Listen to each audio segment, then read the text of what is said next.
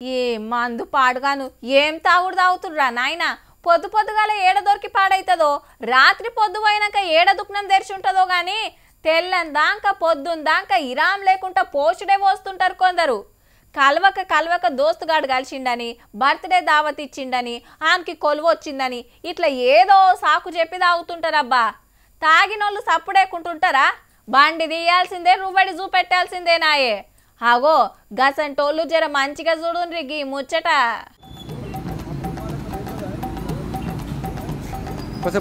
బాబు ఒకసారి కిక్కు మీద కిక్కు వచ్చినోళ్లకు చుక్కలు చూపిస్తున్నారు సిద్దిపేట పోలీసులు.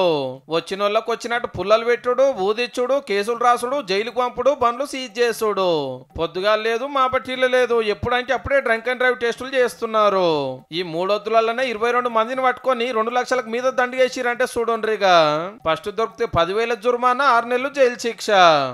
ఏమైతుందని అట్లనే తాగి నడిపి రెండో పాటు దొరికితే 15,000 దండగా 2 ఏళ్ల జైలు శిక్ష వాడే కోపు ఉన్నదట. బండి సీజ్ చేస్తారట, 2 ఏళ్ల దాకా లైసెన్స్ కూడా క్యాన్సిల్ చేసుడేనట. ఇంత స్ట్రిక్ట్ గా ఎందుకు చెకింగ్ చేస్తున్నారంటే చాలా మంది ప్రాణాలు కోల్పోతున్నారు. రిమ్మర్ రేటింగ్ 34 వస్తేనే కేసు.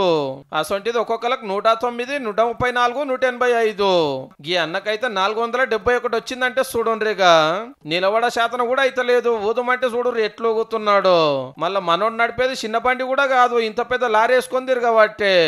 ఇంత టక్కర్ చేస్తే ఏంది పరిస్థితి? గిట్లా తాగి స్టీరింగ్ పట్టుడుతోటే ఎక్కువ టక్కలు రైతున్నాయట. గందుకే 10,000 ఫైన్ రాస్తేనన్నా జర తువ్వకొస్తారని పోలీసులు ఆపొచ్చానా. సిద్దిపేటలో మాకేంది అనుకునేరు, వీళ్ళని చూసి అంతటా గదే రూల్ పెడతారేమో జర చూసుకోండి. ఇది కూడా మన మంచికే కదా మరి.